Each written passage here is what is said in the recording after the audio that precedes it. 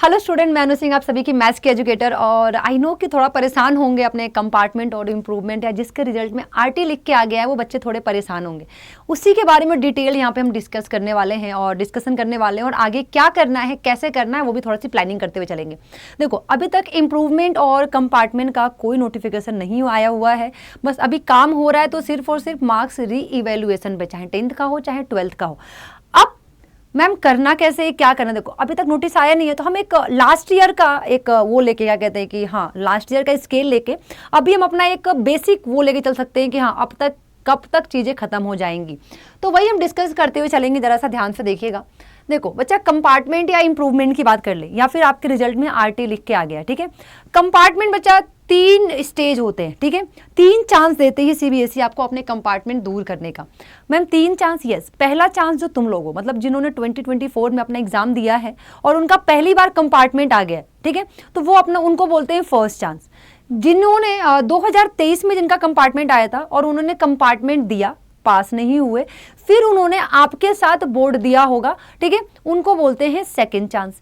तीसरा कंपार्टमेंट किसे कहते हैं बच्चा, कि आपके साथ 2023 में बच्चे जो फेल हो गए होंगे, जिनका कंपार्टमेंट आया होगा, ठीक है, उन्होंने अपना कंपार्टमेंट फॉर्म भरा होगा, ठीक है, और वो कंपार्टमेंट क्लियर नहीं कर पाए होंगे। फिर उन्होंने आपके साथ फॉर्म भरा होगा, ठीक है, बोर्ड का रिजल्ट का, मतलब बोर्ड का एग्जाम दिया होगा, फिर वो क्लियर नहीं हुआ होगा, फिर उन्होंने आपके साथ फिर से अब कंपार्टमेंट का एक फॉर्म भरना है, इनको बोलते हैं थर्ड चांस। रिपीट करती हूँ, फर्स्ट चांस जिनका पहली बार 2024 में पेपर दिया, बोर्ड का पहला बोर्ड का पेपर दिया और उनका एक कंपार्टमेंट आ गया, या मतलब रिजल्ट खराब आ गया या आरटी लिख के आ गया, उनका कंपार्टमेंट लग गया, ठीक है, फर्स्ट चांस। सेकंड चांस जिन्होंने 2023 में एग्जाम दिया, फिर कंपार्टमेंट दिया, पास नहीं कर पाए, फिर वो आपके साथ बोर्ड में पेपर दिए होंगे, ठीक है, उनको बोलते हैं सेकंड चांस। थर्ड चांस किसे कहते हैं, 2023 में पेपर दिया, कंपार्टमेंट आया, कंपार्टमेंट का पेपर दिया, क्लियर नहीं किया, फिर उन्होंने आपके साथ बोर्ड में भी एग्जाम दिया, फिर भी क्लियर नहीं किया, फिर वो आपके साथ तीसरी बार कंपार्टमेंट का फॉर्म भरेंगे। ये 3 चांस है।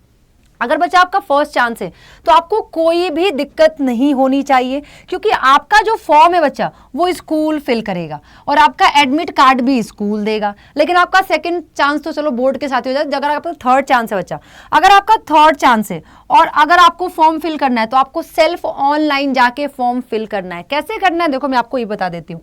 जैसे कि हमने क्या बोला, ये चीज हमारा ओपन हुआ, जैसे हमारे पास वेरिफिकेशन प्रोसेस के लिए हमारे पास एक लिंक आया हुआ था, ठीक है, वैसे ही आपको अपने कंपार्टमेंट के लिए भी एक लिंक आएगा। आपको यहाँ पे जाके क्या, उस लिंक पे क्लिक करके आपको अपना एक कंपार्टमेंट का फॉर्म भरना है। ये थर्ड चांस वालों के लिए मैं बता रही हूँ, ठीक है।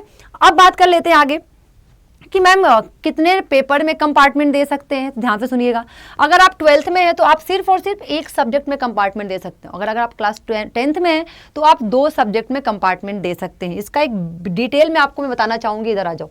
क्या बच्चा, यहाँ पे देखो, अगर आप क्लास 12th में हैं, ठीक है, आपका कंपार्टमेंट आ गया है किसी एक सब्जेक्ट में, ठीक है, आप सिर्फ और सिर्फ एक सब्जेक्ट में ही कंपार्टमेंट दे सकते हो, ठीक है। अगर आपके 6 सब्जेक्ट में, अगर आपके 2 सब्जेक्ट में कंपार्टमेंट आ गए, ठीक है, अब इस केस में भी आप सिर्फ और सिर्फ एक ही सब्जेक्ट में कंपार्टमेंट दे सकते हो। तो मैम दूसरा सब्जेक्ट का क्या, मतलब दूसरा सब्जेक्ट का जो है वो आप जब 2024 का जो बोर्ड होगा आप उसमें अपना कंपार्टमेंट क्लियर कर सकते हो। तीसरा क्या कि बच्चा, कभी कभी ऐसा होता है ना कि आपके 6 सब्जेक्ट हैं और आपके रिजल्ट में पास लिख के आए, लेकिन फिर भी एक सब्जेक्ट में आप फेल हो। कैसे, मान लो मैंने ऐसा बोला कि आपका मैथ्स आपका मेन सब्जेक्ट है और आपने कोई छठा सब्जेक्ट आपका कोई ऑप्शनल था और आप मैथ्स में फेल हो गए हो, तो वो क्या, बोर्ड क्या करता है कि आपका जो ऑप्शनल सब्जेक्ट था उसको वो 5 सब्जेक्ट मिला देगा और ऑप्शनल की जगह मैथ्स ला के रख देगा, ताकि आप ओवरऑल क्या हो जाओ, पास हो जाओ। ओवरऑल क्या हो जाओ, आप पास हो जाओ। तो इसमें क्या करते हो, आप इंप्रूवमेंट की कैटेगरी में आ जाते हो। मैथ्स को ऑप्शनल की जगह रख देगा और ऑप्शनल को मैथ्स की जगह रख देगा। इससे क्या होगा, 5 सब्जेक्ट में ओवरऑल तो पास हो गए, मैथ्स में आप फेल हो गए, तो आप इंप्रूवमेंट की कैटेगरी में आ जाते हो। तो फिर आप इंप्रूवमेंट का एग्जाम दोगे। उसके बाद क्या होता है कि अगर आप 6 में पास हो गए और 6 में आपके नंबर हैं, ठीक है, तो आप फिर भी अगर आपको किसी एक सब्जेक्ट में अपना इंप्रूवमेंट कराना है, ठीक है, तो आप अपने एक सब्जेक्ट में इंप्रूवमेंट करा सकते हो, एनी 1 सब्जेक्ट, ठीक है, ओनली 1 सब्जेक्ट में इंप्रूवमेंट का फॉर्म डाल के आप अपना इंप्रूवमेंट करा सकते हो।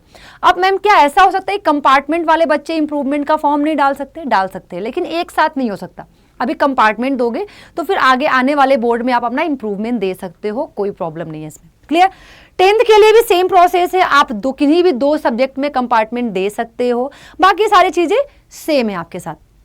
अब क्या करना है मैम, इसके बाद देखो बच्चा, अगर मैं पेपर की बात करूँ, ये तो चलो मैम समझ में आ गया, मतलब पेपर की बात करूँ अगर मैं, तो आपका जो नोटिस आया था बच्चा, नोटिस आपका 2000 तक, मैं 2023 का एक अनुमान लगा के 24 बता रही हूँ, नोटिस आपका मई का एंड में आया था, फॉर्म आपका जून में फिल हुआ था, फी आपका 300 रुपए था। लेकिन याद रखिएगा, स्कूल में फर्स्ट चांस है तो स्कूल वाले आपका फॉर्म भरेंगे, उन्हें कोई फर्क नहीं पड़ता कि आप लेट हो आप टाइम पे हो, ठीक है, अगर आप टाइम पे हो तो आप 300, अगर जैसे ही आप लेट हुए तो लेट फी के साथ आपको 2000 रुपए देने पड़ेंगे। याद रखिएगा, फिर से बोल रही हूँ, स्कूल वाले को कोई फर्क नहीं पड़ता, आपको अपने पैसे बचाने हैं, तो आप अवेयर रहिएगा और इस चैनल पर बने रहिएगा। तीसरा, एग्जाम डेट जो था बच्चा आपका 17 जुलाई को आपका 12th का था और 17 जुलाई से आपका 10th का स्टार्ट हुआ था 2023 में, रिजल्ट आपका अगस्त में आ गया था। क्लियर?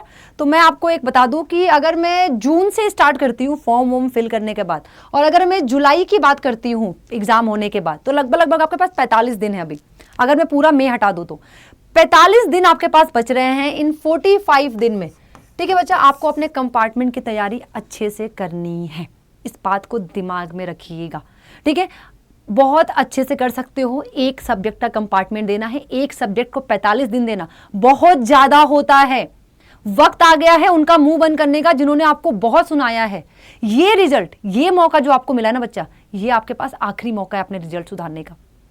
ध्यान से रखिएगा, रिजल्ट खराब हो गया, जो होना तो हो गया यार, अब जो सुधारने का मौका मिल रहा है उसे प्लीज सुधारो, अपनी लाइफ पे ध्यान दो, अपने करियर को बनाओ।